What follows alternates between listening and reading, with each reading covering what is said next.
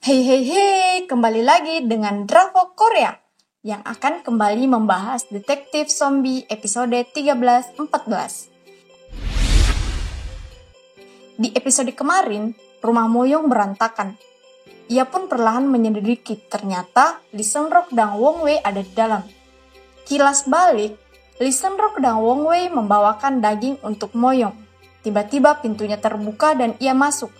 Karena Moyong tidak ada, ia ingin menyimpannya di kulkas. Tiba-tiba ada seseorang yang masuk. Yang masuk itu adalah Heng Chul dan melempar barang-barang yang ada di sana.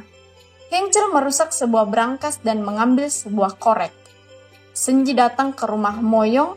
Dia kaget saat melihat rumah Moyong berantakan. Kemudian ia kembali menyelidiki kasus Sori yang ada kaitannya dengan Moyong.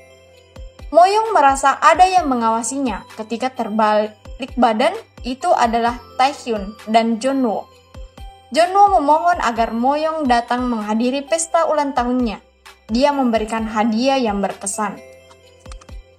Saat mereka makan, Moyong beralasan kalau dia itu diet karena Senji peka. Ia menyuruh Moyong untuk membakar daging sambil menghayal. Dia tidak merasa tangannya terbakar.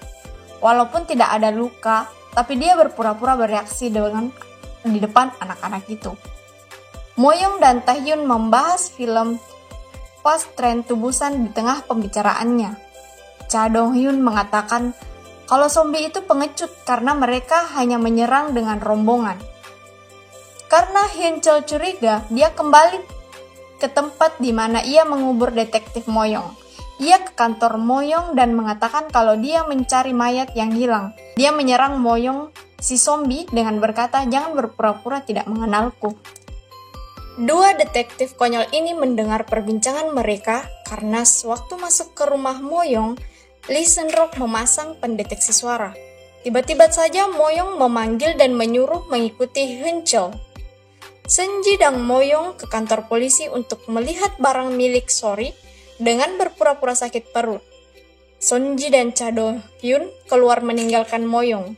Ternyata sepatu itu sudah diberi bubuk rensin. Dua detektif konyol ini menjalankan tugasnya dengan berpura-pura menjadi penjual es krim sambil memotretnya dan memberikan hasil fotonya ke Moyong. Sambil memandangi foto itu, ia mengingat kalau dia pernah ke tempat itu. Ia pun ke lokasi tersebut dan menemukan serbuk resin. Tiba-tiba, Ibu Heng Chul keluar dan menyuruhnya masuk. Moyong dan Heng Chul ke sebuah tempat dan berkata, "Dulunya kita baik-baik saja. Apakah kamu tidak mengingat sesuatu?"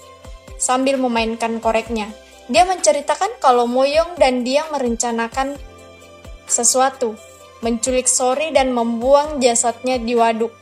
Moyong terdiam dan mengingat anak itu. Dia tidak menerima kenyataan kalau dia pembunuhnya.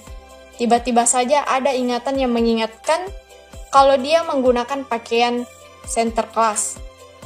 Senji ke rumah Sori karena mengetahui ayahnya akan pulang. Dia melihat foto Sori dengan pria memakai jam tangan yang mirip dengan Moyong. Ternyata dia adalah pengawal pribadinya. Sekian video sinopsis kali ini. See you next video. Bye-bye!